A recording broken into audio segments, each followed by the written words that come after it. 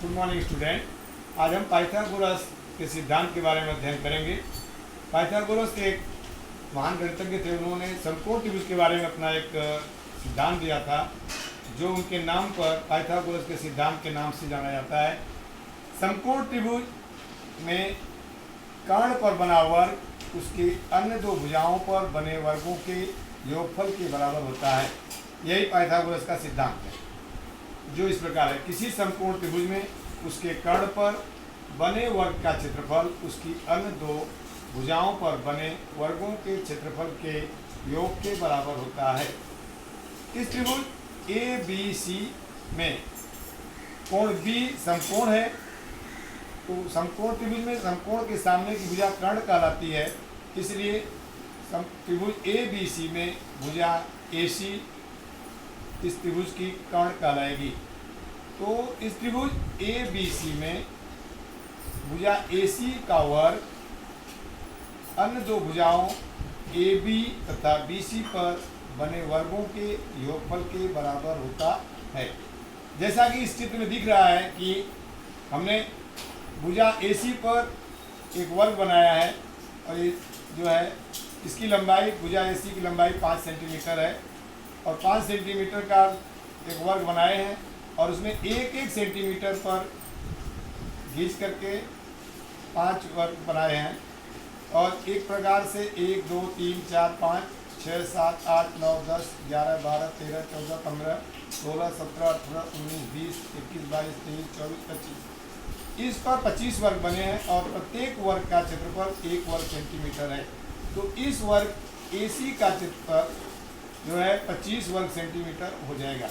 इसी प्रकार भुजा ए बी पर इसकी लंबाई 4 सेंटीमीटर है, और इस पर वर्ग बनाए हैं, और एक एक सेंटीमीटर का वर्ग बनाने पर हम देख रहे हैं कि इस पर जो है 1 वर्ग सेंटीमीटर क्षेत्रफल वाले 1 2 3 4 5 6 7 8 9 10 11 12 13 14 15 16 वर्ग हैं।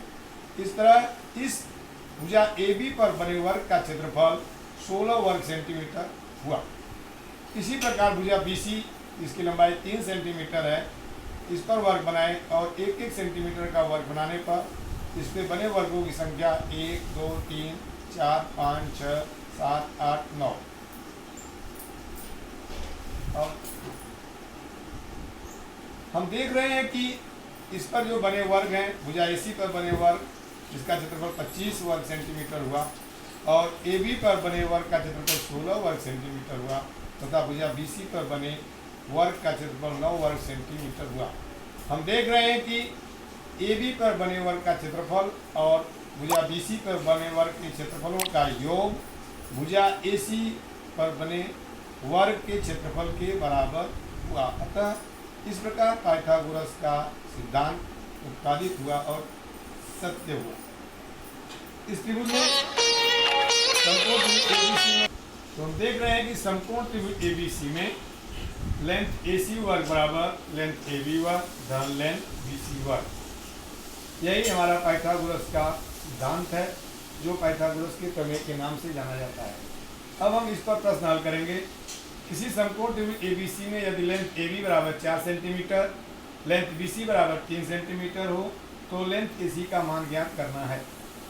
तो हम इसको देखने के लिए पहले हम देखेंगे पाइथागोरस सिद्धांत के अनुसार लगाएंगे कि समकोण त्रिभुज ए बी सी में माप कोण बी बराबर 90 अंश, इसलिए लेंथ ए सी वर्ग बराबर लेंथ ए बी वर्ग धन लेंथ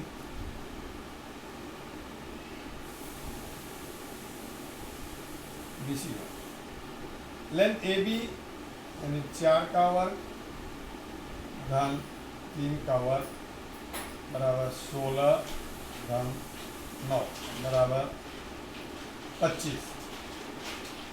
इसलिए लेंथ ए सी बराबर करड़ी में 25 बराबर 5 सेंटीमीटर। अतः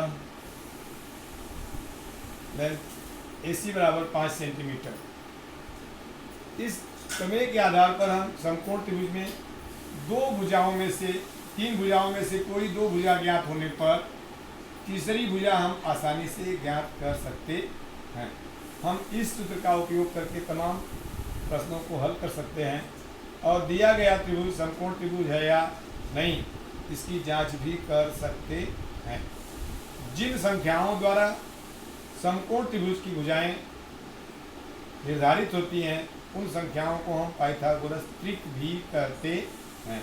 तो हम इस पर तमाम हम प्रश्नों को हल करेंगे और घर पर ही रहते हुए सुरक्षित रहेंगे। जैसा कि आजकल कोरोना वायरस कोविड-19 का संक्रमण चल रहा है, इससे सीधा बचाव है कि हम घर पर ही रहें, सुरक्षित रहें और कहीं भी न निकलें। कहीं से आने जाने पर अपने हाथ को साबुन से धोएं और सोशल डिस्टेंसिंग का पालन करें, संयम रखें और अपने आत्मविश्वास को बरकरार रखें। इसी उम्मीद के साथ मैं आज का ये पाठ समाप्त कर रहा हूँ। Thank you.